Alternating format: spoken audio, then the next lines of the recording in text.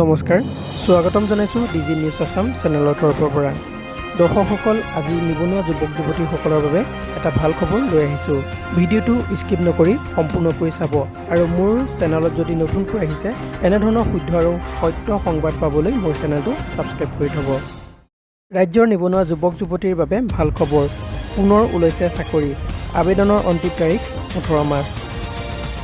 ৰাজ্যৰ নিবনুৱা যুৱক যুৱতীৰ বাবে ভাল খবৰ পুনৰ ওলাইছে চাকৰি শীঘ্ৰেই কৰক আবেদন পশু চিকিৎসা ক্ষেত্ৰত সহায়ক পদৰ মুকলি 445টা পদ বিজ্ঞাপন মুকলি কৰা হৈছে যদি নিবনুৱা যুৱক যুৱতীসকলে আবেদন কৰিব বিচাৰে তেতিয়াহ'লে এই ভিডিঅ'টো সম্পূৰ্ণকৈ চাওক প্ৰাৰ্থীৰ বয়স 21 পৰা 40 বছৰৰ ভিতৰত হ'ব লাগিব SC STৰ ক্ষেত্ৰত 5 বছৰ ৰেহাই থাকিব অন্যান্য পিছপৰা শ্ৰেণীৰ বাবে 3 বছৰ ৰেহাই আবেদন কৰিবলৈ প্ৰাৰ্থীৰ পশু বিজ্ঞানত প্ৰাথমিক জ্ঞান থাকিব লাগিব এবছৰ ট্ৰেইনিং লোৱা প্ৰাৰ্থীয়ে কৰিব পাৰিব আবেদনৰ অন্তিম তাৰিখ 18 মাৰ্চ